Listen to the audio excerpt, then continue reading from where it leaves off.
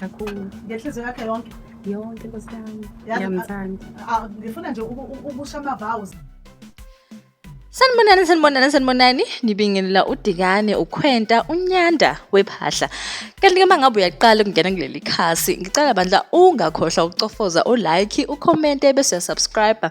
Angeke uyisole ngokwenze njalo, kanti kubona bonke abathe bangeseka isandla sidlula ikhanda. Kanti-ke nalo udaba engiza nalo laphayana ey'nkundleni zokuxhumana. Umbali zamadoshi uNtombolo lo bekade edume ngecontent yakhe yesinemfu kuFacebook. Kanti-ke noSamukelo Shezi beconfirma i-relationship yabo ukuthi ngempela uthando lwabo luvutha amalangabi futhi bayathandana okwangempela. So abantu abaningi bebade bengakholwa obade bengayitsheli ukuthi lento yabo eyangempela bebethi amanga or umdlalo basaqhuba nje i-content.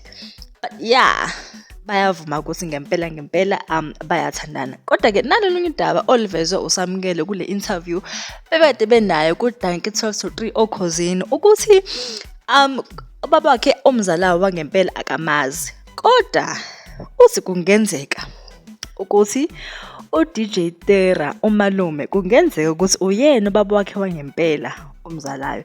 Ngaphandle kokwanda kakhulu ake nginidedelele le video iphelele. Danko. Iqhamukaphi ubaba wakho ngempela nakuthi futhi umalume kwenzakalani?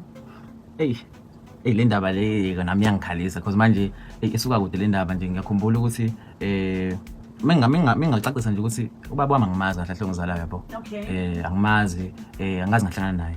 But ngithi mangabe ngiyipostela ku Facebook kanje kwathiwa wena ufana noTira yabo. Waqala kanjalo into umalume vele ukulezi ngakulona. So nami ngaqala nami ngamfuna ukuthi okay kahle uDJ Tira ngiyafana naye nami ngiyafisa ukuthi ngazi kabanzi. So ngahamba ngaDurban nje umalume vele shaya Durban kanjalo.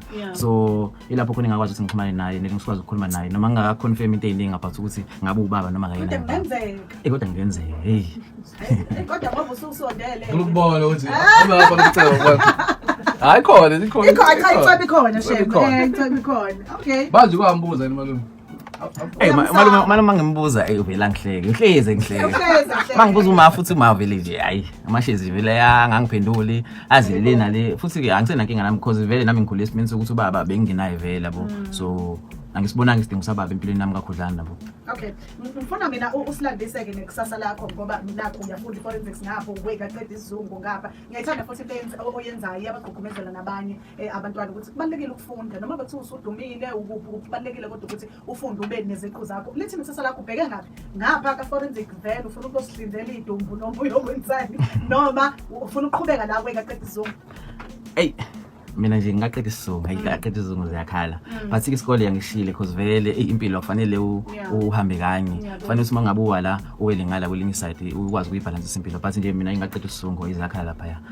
Okay, but ngiyamthanda uSamukelo ngiyizwa nje ukuthi mangathi unikeza ithuba lokumtshela ukuthi uyamthanda ungathini kuyena? Shana umbhobheni akabekuzwa abalaleli. Samukelo. Okay. Samukelo Shezi. Okay. Ave ngakwazi ukungibuka unamahloni. Namahloni kodwa ayibuka amahloni. Yeah, uqinisile uzibona intombi zawo zikokozela. Yeah. So Samukelo ngiyakuthanda ne? Yeah. Futhi ngingajabula ukuthi ngispend impilo yami nawe. Ngiyazi ukuthi kuzoba khona amaphutha, ngiyazi ukuthi uzazobheda, wenza izinto ezibhedayo. Yeah.